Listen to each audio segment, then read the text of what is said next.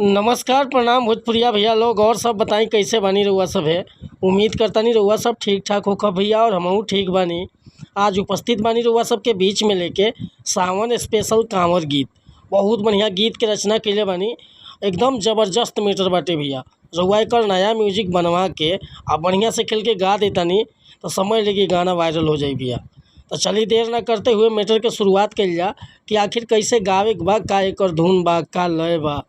लेकिन video start कर से पहले भैया एगो बात बतावल चाहब कि रउआ अगर नया सिंगर बानी आ सिंगिंग में इंटरेस्ट बा, अच्छा मैटर के तलाश में भटकतानी, सही ढंग के गीत नइखे मिलत, बढ़िया तुकबंदी नइखे मिलत, मन पसंद के मीटर नइखे मिलत, तो भैया अगर हमरा चैनल पर आ गेल बानी तो एकदम निश्चिंत रही, निराश भइला के जरूरत नइखे। रउआ जैसन भी मीटर चाहत होखब लिखवावे के बड़े भैया, बिल्कुल उचित चार्ज पर रउआ के फर्स्ट क्लास के मीटर मिल जाई व्हाट्सअप के जरिए डमी के साथ। कोनो प्रकार के मीटर लिखवाओ के, चाहे हिंदी में, चाहे भोजपुरी में, चाहे ट्रैक पर, चाहे नया सॉन्ग, हर तरह के हम गीत लिखे नहीं भैया। Sad song, love song, orchestra song, रंगदारी सॉन्ग, सीजनली गाना, कोनो प्रकार के मीटर चाहिए बेहिचक रुआ कॉल या व्हाट्सअप कर सकीला। डिस्क्रिप्शन में हमारा नंबर बा। और कहल चाहब कि रुआ म्यूजिक भी नया बनवावे के बा तो म्यूजिक भी बनवावे खतरा कॉल कर सकीले। एकदम उचित चार्ज पर रुआ के फर्स्ट क्लास के म्यूजिक भी मिल जाए।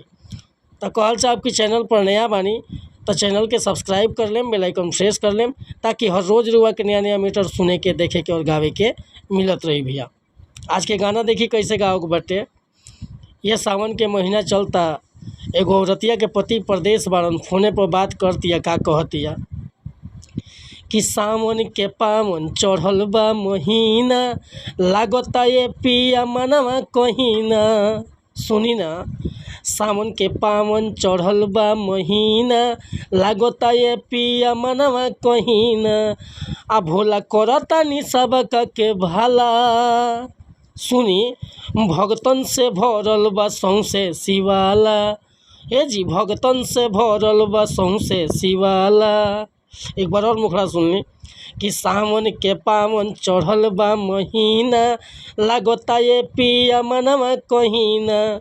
सावन के पावन चढ़ल बा महीना, लागता ये पिया मनवा कहीना, भोला करतानी सबका के भाला, भगतन से भरल बा सौंसे शिवाला। ए जी भगतन से भरल बा सौंसे शिवाला। तो भैया ये मुखड़ा लेकर वह सबके बीच में उपस्थित रहनी है। अगर ये मुखड़ा पसंद बा, आप फुल गीत लिखवावे के चाहतनी तो बेहिचक कॉल या व्हाट्सअप कर सकीले। हमार व्हाट्सअप के नंबर बा 8874473128।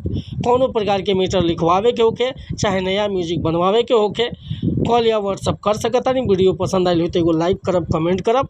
आ चैनल पर पहली बार आए लोग भैया तो चैनल के सब्सक्राइब कर ले, ताकि रोज़ रोज़ नया वीडियो देखे के मिली। काहे कि हम हर रोज़ गाना डाल ले भैया सुबह मॉर्निंग में।